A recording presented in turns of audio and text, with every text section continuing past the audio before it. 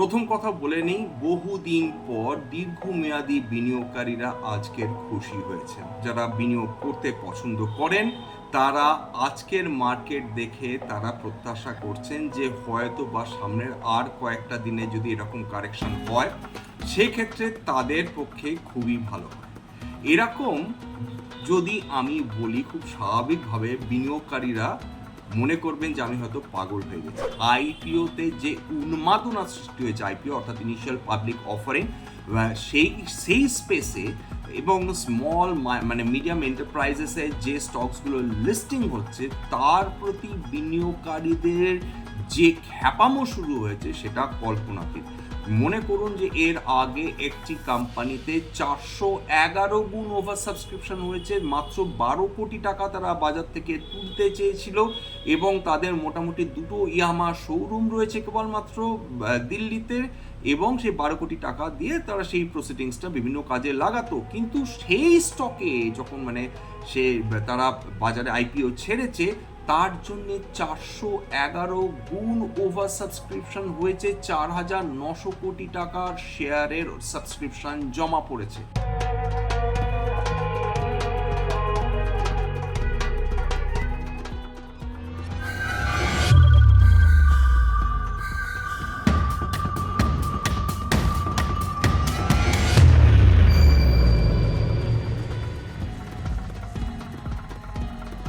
নমস্কার, আমি বোধসত্ত্ব খান চলে এসেছি সহজ শেয়ার বাজারের আরেকটি নতুন এপিসোড নিয়ে। প্রিয় বন্ধুরা, আশা করি সবাই ভালো আছেন এবং সুস্থ আছেন। আজকের আমরা আলোচনা করব সেপ্টেম্বরের 6 তারিখে ভারতীয় শেয়ার বাজারে এরকম কি হলো, কেন এই লেভেলের পতন হলো। প্রথম কথা বলে নিই, বহুদিন পর দীর্ঘমেয়াদী বিনিয়োগকারীরা আজকের খুশি হয়েছেন। যারা দীর্ঘমেয়াদী বিনিয়োগকারী যারা বিনিয়োগ করতে পছন্দ করেন তারা আজকের মার্কেট দেখে তারা প্রত্যাশা করছেন যে হয়তো বা সামনের আর কয়েকটা দিনে যদি এরকম কারেকশন হয় সেক্ষেত্রে তাদের পক্ষে খুবই ভালো হয়। এরকম যদি আমি বলি, খুব স্বাভাবিকভাবে বিনিয়োগকারীরা মনে করবেন যে আমি হয়তো পাগল হয়ে গেছি, কিন্তু বাস্তবিকভাবে এটা ঘটনা। যারা দীর্ঘমেয়াদী বিনিয়োগকারী তারা এই ধরনের কারেকশনের অপেক্ষায় থাকেন এবং প্রত্যাশা করেন যদি কোনোভাবে নিফটিতে 5% বা 10% কারেকশন আসে, যদি ব্রডার মার্কেটে 30 থেকে 40% কারেকশন আসে, সেক্ষেত্রে তারা কোয়ালিটি যে কোম্পানিজগুলো রয়েছে, যেগুলো ফান্ডামেন্টালি স্ট্রং কোম্পানিজ রয়েছে, যেগুলো ভালো মাপের কোম্পানি, সেগুলো যদি রিজনেবল প্রাইসে পাওয়া যায় তাহলে হয়তো তারা সেইগুলোতে বিনিয়োগ করার সুযোগ পাবেন। এটা হচ্ছে দীর্ঘমেয়াদী বিনিয়োগকারীদের যাদের চিন্তা ভাবনা, তারা এইভাবেই চিন্তা করেন। আজকের মার্কেটে যে পতনটা ছিল সেটা কি অপ্রত্যাশিত ছিল? উত্তরটা হচ্ছে যে এই ধরনের কারেকশন প্রথম কথা মোটেই অপ্রত্যাশিত নয়। যদি খেয়াল করে দেখেন যে গত কয়েকদিন আগে 13 দিন ধরে লাগাতার নিফটি কিন্তু ক্রমাগত উত্থানই দেখিয়ে গিয়েছিল এবং নিফটিতে প্রত্যেক দিনই প্রায় তার সর্বকালীন উচ্চতা ছুঁয়ে যাচ্ছিল। তার ফলে নতুন করে বলার কিছু সুযোগ থাকছিল না। যেগুলো এক্সপেন্সিভ স্টক সেগুলো আরও এক্সপেন্সিভ হয়ে উঠছিল এবং যেগুলো অতি চড়া ভ্যালুয়েশনে ট্রেড করছে তার প্রতি বিনিয়োগকারীদের যে উন্মাদনা সেটাও ক্রমাগত কিন্তু বৃদ্ধি পাচ্ছিল। এবার কল্পনা করে দেখেন তো, একজন বিনিয়োগকারী যিনি দীর্ঘমেয়াদী বিনিয়োগের কথা ভাবেন, তার পক্ষে কি এটা খুব কাম্য যে একটি স্টকের প্রাইস টু আর্নিংস 200 বা 400 বা এমনকি 1400, তার ফলে তিনি কি সত্যি সত্যি এই ধরনের স্টকসগুলোতে বিনিয়োগ করে ভবিষ্যতে অতি বিশাল সম্পদ সৃষ্টি করতে পারবেন? এটা প্রথম প্রশ্ন। এরকম বর্তমানে ভারতীয় শেয়ার বাজারে মধ্যে বহু লার্জ ক্যাপ কোম্পানি, যেগুলো কিছুদিন আগে অতি মিড ক্যাপ কোম্পানিজ ছিল, সেইগুলো এমনভাবে বৃদ্ধি পেয়েছে কোনো রকম ফান্ডামেন্টালস ছাড়াই যে সেইগুলো এখন শুধু লার্জ ক্যাপ কোম্পানিজেই যে তারা পরিবর্তিত হয়েছে তা নয়, তাদের মার্কেট ক্যাপিটাল 1 লক্ষ কোটি টাকারও বেশি ছাড়িয়ে গেছে। অথচ যদি প্রফিট দেখেন, প্রফিট হচ্ছে পিনাটস, প্রায় কিছুই নেই। অথবা এরকম বহু কোম্পানিজ রয়েছে যাদের বছরের পর বছর প্রত্যেকটা কোয়ার্টারে হাজার হাজার কোটি টাকা করে তারা লস খেয়ে যাচ্ছে, কিন্তু তার প্রতিও কিন্তু বিনিয়োগকারীদের দারুণ আকর্ষণ তৈরি হয়েছে। এবং সেটা আজকের দিনের পতনে, এরকম একটি স্টক নিয়ে আলোচনা করব যেটা আজকের দিনের পতনের আগে তারও মার্কেট ক্যাপ ছিল 1,00,000 কোটি টাকার ওপর, অথচ গত 13টা কোয়ার্টারে তার লস 7,000, 8,000, 6,000 কোটি টাকা প্রতি কোয়ার্টারে নিয়মিতভাবে হয়ে চলেছে। অর্থাৎ এই ধরনের স্টকের প্রতিও কিন্তু বিনিয়োগকারীদের আকর্ষণ কম না, এবং এইটাই মানুষকে ভাবায়, এটাই কিন্তু বিভিন্ন যারা সত্যি সত্যি শেয়ার বাজার নিয়ে চর্চা করেন, বলতে পছন্দ করেন, দেখতে পছন্দ করেন, তারা জানেন যে এই ধরনের স্টকস কিন্তু বিনিয়োগকারীদের কিন্তু একটা পিরিয়ড অফ টাইমে বিপদে ফেলে দেয়। সম্প্রতি যেমন আজকের দিনে যেটা ঘটলো, সেই স্টকটিতে 11.5%-এর বেশি কারেকশন এলো। আজকের আমাদের আলোচনাটা 3টে ভাগে ভাগ করব। প্রথম কথা হচ্ছে, এই ধরনের যে কারেকশনস, এটা কি কাম্য? উত্তর হচ্ছে অবশ্যই কাম্য। এই ধরনের স্টকসে মানে এই ধরনের যে কারেকশনস যদি না আসে, তাহলে বিনিয়োগকারীরা কিভাবে তারা ভালো কোয়ালিটির স্টকে দীর্ঘমেয়াদী সময়ের জন্য তারা বিনিয়োগ করবেন, এটা প্রথম প্রশ্ন। সুতরাং আজকের মাত্র 1%-এর কিছুটা বেশি নিফটি সেন্সেক্সে কারেকশন হয়েছে। হ্যাঁ, বিভিন্ন স্টকসে সেখানে 7-6%, 4%, 3%, 10% কারেকশন এসেছে, কিন্তু সেইগুলো খেয়াল করে দেখুন, সেগুলো কিন্তু প্রত্যেকটারই বাজার দর বেশ চড়া।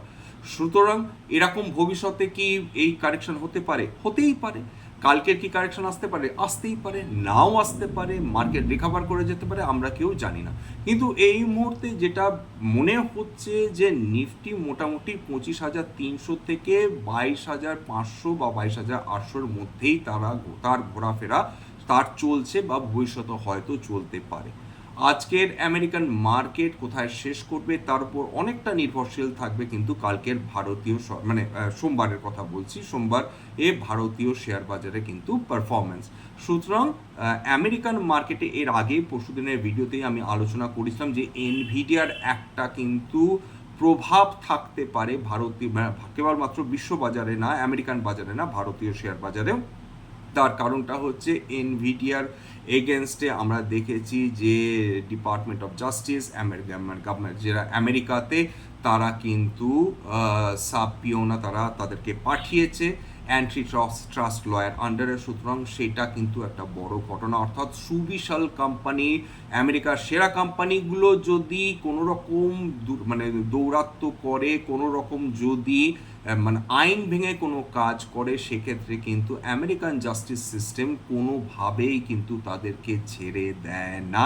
এটা পৃথিবীর বিভিন্ন দেশের কাছে কিন্তু অত্যন্ত একটা শিক্ষণীয় ব্যাপার দাঁড়াতে পারে। আমেরিকা অন্যান্য দেশের পক্ষে অত্যন্ত খারাপ, কিন্তু নিজের দেশের মধ্যে কিন্তু তারা সবসময় চেষ্টা করে যাতে কোয়ালিটি অফ জাস্টিসটা মেনটেন হয়, যাতে কোয়ালিটি অফ জাস্টিস কোনোভাবেই কিন্তু কম্প্রোমাইজ না হয়।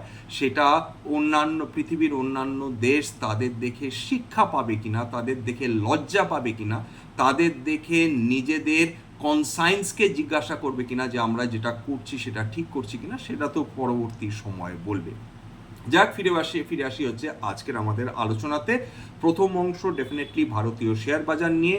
ভারতীয় শেয়ার বাজারে বেশ কিছু স্টকসে উত্থান হয়েছে, বেশ কিছু স্টকসে পতন হয়েছে, এবং মজার ব্যাপার হচ্ছে আজকের দিন 6 তারিখ সেপ্টেম্বর, যেখানে মার্কেট সার্বিকভাবে সেখানে পতন হয়েছে, সমস্ত সেক্টরে আমরা দেখেছি যে সংশোধন এসেছে, তা সত্ত্বেও 290টা স্টক কিন্তু নতুনভাবে তার 52 সপ্তাহের উচ্চতা ছুঁয়ে গেছে। এটা ইনডেড কিন্তু অবাক করার বিষয় বটে। 2 নম্বর হচ্ছে আইপিও ম্যানিয়া। ভারতীয় শেয়ার বাজারে আইপিও ম্যানিয়া, আইপিও নিয়ে উন্মাদনা কিন্তু থামছে না। এমন কিছু ঘটনা ঘটছে যেটা লিটারালি পিলে চমকে দেওয়ার মতন, এবং সেখানেই মনে হচ্ছে যে মানুষ কি সমস্ত কিছু ভুলে গিয়েছেন, তারা আইপিওর প্রতি যেভাবে আকর্ষিত হচ্ছেন, আদেও আকর্ষিত হয়ে তাদের ক্ষেত্রে কোনো লাভ হবে কি। 3 নম্বর হচ্ছে যে আজকে সেই একটি কোম্পানির কথা যেটা আজকে প্রায় 11.5%-এর বেশি পতন দেখেছে, সেটার কিছুটা আমরা বোঝার চেষ্টা করব যে কোম্পানিটাতে সমস্যাটা কি, বা কোম্পানিটাতে যে এই পতন সেটা জাস্টিফাইড কিনা, সেটা কিন্তু ডেফিনেটলি আমরা বোঝার অবশ্যই চেষ্টা করব। আচ্ছা, প্রথম কথা শুরু করা যাক আজকে ভারতীয় শেয়ার বাজার। দেখুন, ভারতীয় শেয়ার বাজারে আজকের বেশ কিছু স্টকসের সংশোধন এসেছে, অনেকগুলোতে সংশোধন এসছে। প্রথম কথা বলে নিই যে আজকের নিফটি 50 আজকে 292.295 পয়েন্টে বন্ধ হয়েছে, অর্থাৎ নিচে বন্ধ হয়েছে, 1.17% পতন ঘটেছে।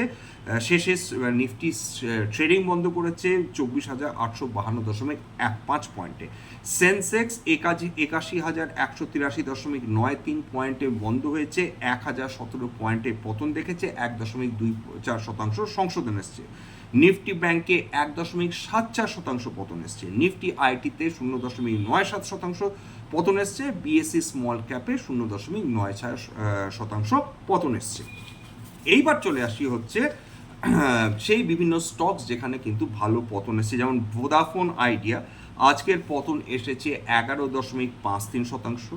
জিএমআর এয়ারপোর্টস, এগুলো সমস্ত কিন্তু যেগুলো ফিউচার্স অ্যান্ড অপশন স্টক, সেগুলো নিয়ে আলোচনা করছি। এছাড়া নন ফিউচার্স নন অপশন স্টকসগুলোকে নিয়ে আমি আলোচনা করিনি। জিএমআর এয়ারপোর্টসের 4.95% পতন এসছে, ইন্ডাস টাওয়ার্স 4.51% পতন এসছে, কানাড়া ব্যাংক 4.45% পতন দেখেছে, স্টেট ব্যাংক অফ ইন্ডিয়া 4.43% পতন দেখেছে, এসআরএফ 4.18% পতন দেখেছে, Bosch 4.04%, Oracle financial services 3.72%, REC 3.67%, Bandhan bank 3.6%, Petronet LNG 3.59%, Bharat forge 3.59%। অর্থাৎ এইগুলো হচ্ছে ফিউচার্স এবং অপশনসের যে স্টকসগুলোতে যে পতনগুলো আমরা দেখেছি সেটার কথা আলোচনা করলাম। এর থেকে অবশ্যই একটা জিনিস বুঝতে হবে যে পিএসইউ নিয়ে উন্মাদনা গত 2 বছরে ছিল, সুতরাং পিএসইউতে যে কারেকশনসগুলো হচ্ছে সেটা খুব স্বাভাবিকভাবেই দীর্ঘমেয়াদী বিনিয়োগকারীদের জন্যে কাম্য, এইটুকুনি অবশ্যই বলা যেতে পারে। তবে প্রত্যেকটা মানুষের নিজের ওয়ে অফ ইনভেস্টমেন্ট মানে স্ট্র্যাটেজিস রয়েছে, তারা কীভাবে বিনিয়োগ করতে চান, কীভাবে বিনিয়োগকে দেখতে চান। কেউ শর্ট টার্ম ইনভেস্টার্স রয়েছেন, কেউ ট্রেডার্স রয়েছেন, সেটা তারা তাদের মতন করে তারা বোঝার চেষ্টা ডেফিনেটলি করবেন। আমি কেবলমাত্র দীর্ঘমেয়াদী বিনিয়োগকারীদের কথাই কিন্তু এখানে বলছি। এরপর চলে আসি হচ্ছে, এইবার ভাবুন যারা এই ধরনের আইপিওতে বিনিয়োগ করতে চান, অনেক মানুষ বলে মানে আমার এক প্রিয় বন্ধু এবং যাই বলুন সাবস্ক্রাইবার বলুন, তিনি প্রশ্ন করেছেন যে আইপিওতে সাবস্ক্রিপশনের সুযোগ যদি বৃদ্ধি করা যায়, তাহলে মানে বৃদ্ধি করতে হয় তাহলে কি করতে হয়। সাধারণত যেটা করে থাকেন অন্যরা, সেটা খুব একটা ডেফিনেটলি সায়েন্টিফিক বা যাই বলুন সেরকম কিছু নয়, কিন্তু এরকম বহু মানুষ করে থাকেন। তারা একটা না, তারা বিভিন্ন ডিম্যাট অ্যাকাউন্ট থেকে তারা অ্যাপ্লিকেশন করে থাকেন। সেটা তার মা হতে পারেন, বোন হতে পারেন, যার অর্থাৎ তার রিলেটেড ব্লাড রিলেটেড যে আত্মীয় স্বজন রয়েছেন, তাদের মাধ্যমে তারা অ্যাপ্লাই করে থাকেন এই আইপিওর জন্য। যদি তারা কিছু পেয়ে যান সাবস্ক্রিপশন, তারা কিছু শেয়ার্স পেয়ে যান।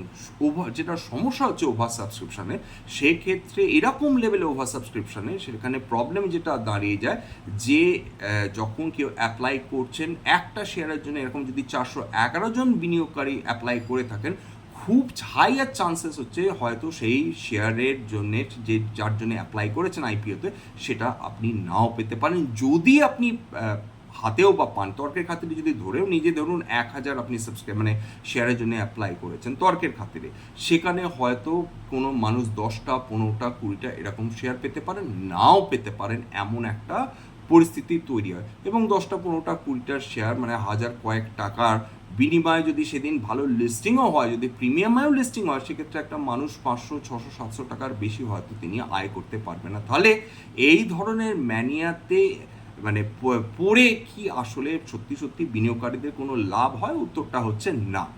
কিন্তু তবুও মানুষ এই আশায় বিনিয়োগ করেন যদি আমি পুরো লট পেয়ে যাই। সেটা বাস্তবে আপাতত যা চলছে তাতে তো হওয়ার সম্ভাবনা ডেফিনেটলি খুব কম। এইবার আজকের সেই এসএমই সেগমেন্টে এমন একটা কোম্পানি লিস্টিং হয়েছে যেটার জন্যে মোটামুটি প্রায় টাইমস ওভার সাবস্ক্রিপশন হয়েছিল। তার নাম হচ্ছে বস প্যাকেজিং সলিউশনস আইপিও, এবং তাদের মাত্র 64 জন এমপ্লয়ি, অফিস ভাঙাচোরা। সেই শেয়ারের সেই স্টকেরও কিন্তু আজকে মোটামুটি প্রায় 30%-এর ওপর সে স্টকে লিস্টিং হয়েছে। মজার ব্যাপার হচ্ছে যখন আজকের লিস্টিংয়ের মানে শুরুতে কিন্তু সেটা লোয়ার সার্কিট খেয়ে যায়, সেখান থেকে আবার ঘুরে সে আপার সার্কিট খেয়ে কিন্তু বন্ধ হয়েছে। এবার প্রশ্নটা হচ্ছে যে এই ধরনের কোম্পানিজ 137 গুণের ওপর সাবস্ক্রিপশন, এরা কতটুকু বিনিয়োগকারীদের কিছু করে দিতে পারবে? এবং এত ছোট ছোট কোম্পানি যাদের প্রকৃত অর্থে ফান্ডামেন্টালস মানুষ বোঝার চেষ্টাই করছে না, কোম্পানিটা ভবিষ্যতে আদৌ কিছু করতে পারবে কি, এই প্রশ্নটা। 2 নম্বর হচ্ছে সেই যে ব্যবসা করছে সে কি লাভজনক ব্যবসা করছে, এর কি কম্পিটিটার্স রয়েছে বাজারে, এদের সঙ্গে অন্যান্য বড় বড় কোম্পানিজের কি লড়াই রয়েছে, এরা কি দেশে বিদেশে সব জায়গায় মানে এরা তাদের ব্যবসার বা পণ্য তারা বিক্রি করে, এই ধরনের প্রশ্ন থেকে যায়। সেই প্রশ্নের দিকে মানুষ ফিরে তাকাবারও প্রয়োজন বোধ করছেন না, এইটা কিন্তু দুর্ভাগ্যজনক। এইবার সেটা কোথায় রয়েছে? আহমেদাবাদ, গুজরাটে, মাত্র 500 স্কোয়ার ইয়ার্ড জায়গায় এই কোম্পানিটা, এবং ন্যাশনাল স্টক এক্সচেঞ্জে আজকে লিস্টিং হয়েছে। শুধু তাই নয়, 66 টাকা ইস্যু প্রাইস ছিল, তারপর সেটা আজকের মোটামুটি যেটা বন্ধ হয়েছে প্রায় 86 টাকা 60 পয়সার ওপর সেটা বন্ধ হয়েছে। এটা হচ্ছে মজার ব্যাপার। 31.1% ওপর সেটা প্রফিট, মানে মোটামুটি আজকের বিনিয়োগ যারা প্রিমিয়াম যারা আইপিওতে যারা লিস্টিং গেইন চান তাদের জন্য এই ইনফরমেশনটা। অগস্ট 30 থেকে সেপ্টেম্বরের 3 তারিখে এর 8.41 কোটি টাকার আইপিও বাজারে ছেড়েছিল। এমন রেসপন্স 136.21 গুণ রেসপন্স পেয়েছে। অবশ্য কিছু মানুষ তারা ডেফিনেটলি শেয়ার্স পেয়েছেন, কিন্তু দেখে নি যে কোম্পানিটা এক্স্যাক্টলি কি করছে। এটা প্যাকেজিং সলিউশন অফার করে। এরা কি করে? প্যাকেজিং, ক্যাপিং, ফিলিং মেশিন ভারতবর্ষে এরা তৈরি করে বিক্রি করে এবং বিদেশেও বিক্রি করে। Self adhesive sticker labelling machine, conveyors, turn tables, web sealers, sleeve applicators, এদের বিভিন্ন ধরনের প্রোডাক্টস। এই ইনফরমেশনটা আমি নিয়েছি moneycontrol.com থেকে। এবং এদের কাস্টমার্স কারা? যারা ভোজ্য তেল যারা তৈরি করে, লুব্রিকেন্টস, কেমিক্যালস, কসমেটিক্স, ফার্মা কোম্পানিজগুলো এদের কাছ থেকে এদের মেশিন কেনে। এদের 50 জন কাস্টমার ছিল ফিসকাল ইয়ার 2022-এ, সেটা বেড়ে দাঁড়ায় হচ্ছে 2023-এ 60 জনে, ফিসকাল ইয়ার 24-এ সেটা বেড়ে দাঁড়ায় 70-এ। এবং অগাস্টে অবধি এরা মোটামুটি 800টা মোটামুটি রাজ্যে এরা এদের প্রোডাক্টস বিক্রি করেছে। এদের মোটামুটি প্রফিটেবল ধরা যেতে পারে। এরা মোটামুটি 2022-এ 41.77 লক্ষ টাকা প্রফিট করেছিল, যেটা 2023-এ 1 কোটি টাকায় দাঁড়ায়, এবং অবশ্যই 2024-এ সেটা 1 কোটি 1 লাখে এসে দাঁড়িয়েছে। অর্থাৎ কোম্পানিটা প্রফিটেবল, এইটুকুনি আপাতত বলা যায়। কিন্তু এর বাইরে বিশেষভাবে কোম্পানিটার কাছ থেকে এখনও অবধি সম্ভবত যথেষ্ট লিস্টিং, মানে যথেষ্ট পরিমাণ যে ইনফরমেশন প্রয়োজন সেটা কিন্তু আমরা এখনও পাইনি। আমাদের ডেফিনেটলি অপেক্ষা করতে হবে ফার্দার কোনো কিন্তু ইনফরমেশনের জন্য। এবার চলে আসি ভোদাফোন আইডিয়া। আজকের 11.53% কিন্তু তাতে আমরা অবশ্যই পতন দেখেছি। এর বর্তমানে মার্কেট ক্যাপিটাল 90,618 কোটি টাকা, return on equity negative, return on equity অবশ্যই ক্যালকুলেট করা যায়নি, high loss making company, return on capital employed negative, operate profit margin 40.4। তারপর এন্টারপ্রাইজ ভ্যালু আর এর মার্কেট ক্যাপিটালের মধ্যে পার্থক্য দেখুন, 3,33,891 কোটি টাকা এন্টারপ্রাইজ ভ্যালু, মার্কেট ভ্যালুর প্রায় 3.5 গুণের বেশি, মার্কেট ক্যাপিটাল 90,618 কোটি টাকা। অর্থাৎ কি বিপুল পরিমাণ ঋণ এদের মাথার ওপর রয়েছে, জাস্ট বোঝার চেষ্টা করুন। Enterprise value two এবিট definitely negative, যদিও ফ্রি ক্যাশ ফ্লো পজিটিভ রয়েছে এদের ক্ষেত্রে, কিন্তু ওভারঅল এই কোম্পানি ক্রমাগত লস করে গেছে। গত 13টা কোয়ার্টারে পরপর এমন একটা কোয়ার্টার নেই যে এরা প্রফিট করেছে। জুন 2021-এ এদের লস ছিল 7,300, কোটি টাকা, পরপর বলে যাচ্ছি, 7,132 কোটি টাকা লস, 7,231 কোটি টাকা লস, 6,563 কোটি টাকা লস। সবচেয়ে বেশি লস খেয়েছিল হচ্ছে সেপ্টেম্বর 2023-এ 8,738 কোটি টাকার লস। তারপর জুন 2024-এ 6,432 কোটি টাকার লস। অর্থাৎ পরপর 13টা কোয়ার্টারে এদের লস ছাড়া কিচ্ছু নেই, নেট প্রফিট, নেট লস। কিন্তু এবার দেখুন সেটা হচ্ছে অপারেটিং প্রফিট সারপ্রাইজিংলি খুব ভালো। প্রত্যেক বছরে মানে প্রত্যেক বছর কোয়ার্টারে গত 13টা কোয়ার্টার ধরে 3,500 কোটি টাকার উপর মিনিমাম এরা অপারেটিং প্রফিট রেখেছে। 3,700, 3,800, 4,600, 4,200, 4,100, 4,200, 4,300 অপারেটিং লেভেল এদের প্রফিট রয়েছে। আদার ইনকাম বলতে সেরকম কিছু নেই, কিন্তু ডেপ্রিসিয়েশন একটা value, definitely capital intensive company. 5,000 এই ডেপ্রিসিয়েশন ছিল জুনের কোয়ার্টারে 5,359 কোটি টাকা, অপারেটিং প্রফিট ছিল 4,205 কোটি টাকা। তারপর যেটা দাঁড়িয়েছে ইন্টারেস্ট, অর্থাৎ যে পরিমাণ ঋণ এদের মাথায় রয়েছে তাতে এদের প্রত্যেক কোয়ার্টারে এদের মানে এরা গত লাস্ট কোয়ার্টারে এরা ইন্টারেস্ট জমা দিয়েছে 5,369 কোটি টাকা। অর্থাৎ 5,000 কোটি টাকার ওপর প্রত্যেকটা কোয়ার্টারে এরা কেবলমাত্র ইন্টারেস্ট দিয়ে যাচ্ছে বিভিন্ন লেন্ডিং ইনস্টিটিউশনসকে। তাহলে এদের লাভটা কিভাবে থাকবে? অর্থাৎ প্রফিট বিফোর ট্যাক্সই 6,427 কোটি টাকা, নেট প্রফিট মোটামুটি বলতে কিছু নেই। অর্থাৎ অপারেটিং লেভেলে প্রফিট, কিন্তু ইন্টারেস্ট এদের প্রফিটের থেকে বেশি। অর্থাৎ এদের যা ইন্টারেস্ট দিচ্ছে সেটা প্রফিটের থেকে বেশি দাঁড়াচ্ছে। সার্বিকভাবে বিপর্যস্ত হয়ে রয়েছে এই কোম্পানিটা। তবুও বিনিয়োগকারীদের প্রতি এদের মানে একটা অবাক করা কাণ্ড যে বিনিয়োগকারীদের এদের প্রতি ভালোবাসা কিন্তু কমার কিন্তু কোনো সময় আমরা কিছু দেখছি না। কম্পাউন্ডেড সেলস গ্রোথ কিচ্ছু নেই, 3 বছরে 1%, 10 বছরে 5%, বলার মতন কিচ্ছু নেই। কম্পাউন্ডেড প্রফিট গ্রোথ গত 5 বছরে লস করেছে 56% হারে সিএজিআর, কল্পনার বাইরে। 3 বছরে 12% হারে, সুতরাং বলার মতন কিছু নেই। এবার হ্যাঁ একটাই যেটা হচ্ছে ক্যাশ ফ্লো পজিটিভ ডেফিনেটলি। এবার প্রোমোটারদের কাছে 37.18% হোল্ডিং রয়েছে জুন 2024। এফআইএসদের কাছে 12.27% রয়েছে। এবার ডিআইআইসদের কাছে 6.95% রয়েছে। গভর্নমেন্ট মানে ডিআইস গত 3 বছরে প্রায় 5 গুণ তারা ইনভেস্টমেন্ট বৃদ্ধি করেছে, এফআইআইসরা 3 গুণ বেশি ইনভেস্টমেন্ট বৃদ্ধি করেছে। গভর্নমেন্ট অফ ইন্ডিয়ার কাছে ভোদাফোন আইডিয়ার 23.18% ইনভেস্টমেন্ট রয়েছে। তার মানেটা কি দাঁড়ায়? তার মানে এটা দাঁড়ায় যে গভর্নমেন্ট অফ ইন্ডিয়া চাইছে না ভোদাফোন ইন্ডিয়ার পতন হোক। কেন?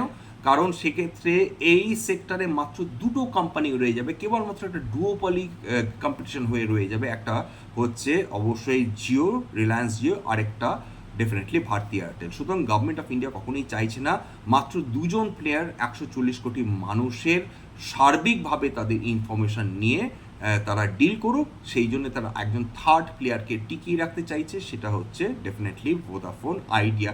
সেই জন্যে গভর্নমেন্ট অফ ইন্ডিয়ার কাছে এদের এই স্টেকটা রয়েছে 23.18%। এইটুকুনি বলার অপেক্ষায় পাবলিকের কাছে 19.98% নেগলিজেবল। কিন্তু এইটাই বুঝতে হবে যে ভোদাফোন আইডিয়ার অবস্থাটা মোটেই ভালো না। এবং আজকের পতনের পেছনে যেটা মেজর কারণ সেটা হচ্ছে বিখ্যাত মানে যেটাকে বলে মানে ক্রেডিট রেটিং বলুন বা অ্যানালিস্ট বলুন বা অ্যাসেট ম্যানেজমেন্ট কোম্পানি বলুন, ব্যাংকিং বলুন, ফিনান্সিয়ালস বলুন, গোল্ডম্যান স্যাক্স একটা অনবদ্য নাম গোটা বিশ্বে, একটা মানে অত্যন্ত বিখ্যাত নাম। তারা বলছেন যে ভোদাফোন আইডিয়া মানে প্রফিটে বাদ দিন 2031 অবধি প্রফিটের কোনো গল্প তো থাকবেই না। 2031-এ গিয়ে হয়তো বা তারা ব্রেক ইভেন করতে পারে, নো প্রফিট নো লসে আসতে পারে, যদি তারা ARPU প্রতি মানে সাবস্ক্রাইবারের তারা 200 থেকে 270 টাকা তারা যদি বৃদ্ধি করে। অর্থাৎ বর্তমানে মোটামুটি খুব সহজ ভাষায় বলতে গেলে যে বর্তমানে প্রত্যেকজন সাবস্ক্রাইবার যে পরিমাণ টাকা খরচ করে তাদের ডাবল খরচ করাতে হবে সামনের কয়েক বছরে, তবে তারা ব্রেক ইভেন হবে। প্রফিট করা তো বাদই দিন। এর পরেই কিন্তু এই শেয়ারে বিপুল পতন দেখেছি এবং গোল্ডম্যান স্যাক্স টার্গেট দিয়েছে 2 টাকা 50 পয়সা এই শেয়ার নেমে আসতে পারে। সেটা অবশ্যই বিনিয়োগকারীদের জন্য কিন্তু ভয়াবহ একটা সংবাদ। এইটুকুনি বলা। তবে ওভারঅল একটা জিনিস মাথায় রাখতে হবে, মার্কেটে কারেকশন সবসময় কাম্য, কারণ বর্তমানে মার্কেটে কি লার্জ ক্যাপ, কি মিড ক্যাপ, কি স্মল ক্যাপ, কিছু কিছু স্টকস এতটাই চড়া দাম, এতটাই হাই ভ্যালুয়েশন এবং এক্সপেন্সিভ ভ্যালুয়েশনে ট্রেড করছে, সেখানে বিনিয়োগ করলে কিন্তু বিনিয়োগকারীদের ক্ষতি হলেও হতে পারে। যাক, একটা স্ট্যান্ডার্ড ডিসক্লোজার দিই, সেটা হচ্ছে আজকের যে কোম্পানিজগুলো নিয়ে আলোচনা করলাম, সেটা হচ্ছে যে এই বক্স প্যাকেজিং সলিউশনস বা ভোদাফোন আইডিয়া, তাতে আমার বা আমার পরিবারের কোনো বিনিয়োগ নেই। তবে অন্যান্য যে আজকে যে শেয়ারসগুলো, ফিউচার্স অ্যান্ড অপশনসের স্টকসগুলো নিয়ে আলোচনা করলাম, হতে পারে তাতে আমার বা আমার পরিবারের বিনিয়োগ থাকলেও থাকতে পারে কয়েকটিতে, এবং যদি ভবিষ্যতে আমাদের এই ধরনের কোম্পানিজে বিনিয়োগ থাকে এবং আমরা যদি নতুন করে কিনি বা বিক্রি করি, তাহলে কিন্তু আগাম বিজ্ঞপ্তি দিয়ে কিনতে বা বিক্রি করতে পারবো না। এছাড়া এটা গেল স্ট্যান্ডার্ড ডিসক্লোজার। স্ট্যান্ডার্ড ডিসক্লেমার হচ্ছে, দেখুন, এটা কেবলমাত্র একটা এডুকেশনাল চ্যানেল, এটা বাঙালি বিনিয়োগকারীদের ইনভেস্টার অ্যাওয়ারনেস বৃদ্ধির জন্য। এখানে কোনোভাবেই কোনো শেয়ারের buy sell recommendation, suggestion, advice দেওয়া হয় না। যদি আমার কথা শুনে বা কোনো কোম্পানি নিয়ে যখন আমি কেবল ইলাস্ট্রেশন হিসেবে আলোচনা করছি, সেটা শুনে আপনারা যদি বিনিয়োগ করতে যান, সেক্ষেত্রে কিন্তু আপনাদের ক্ষতির সম্মুখীন হতে পারে। সেই জন্য সবসময় একজন সেবি রেজিস্টার্ড ইনভেস্টমেন্ট অ্যাডভাইজারের অবশ্যই পরামর্শ নেবেন। এবং সবার শেষে যা বলে থাকি, সত্যি যদি মনে হয় যে আমাদের বাঙালি ভাই বোনদের এটা কাজে লাগবে, আপনাদের কাজে লাগবে, প্লিজ লাইক করবেন, সাবস্ক্রাইব করবেন, এবং যদি সম্ভব হয় ভাই বোন, আত্মীয় স্বজন বা বন্ধু বান্ধবদের গ্রুপে এটা প্লিজ শেয়ার করে দেবেন। নমস্কার।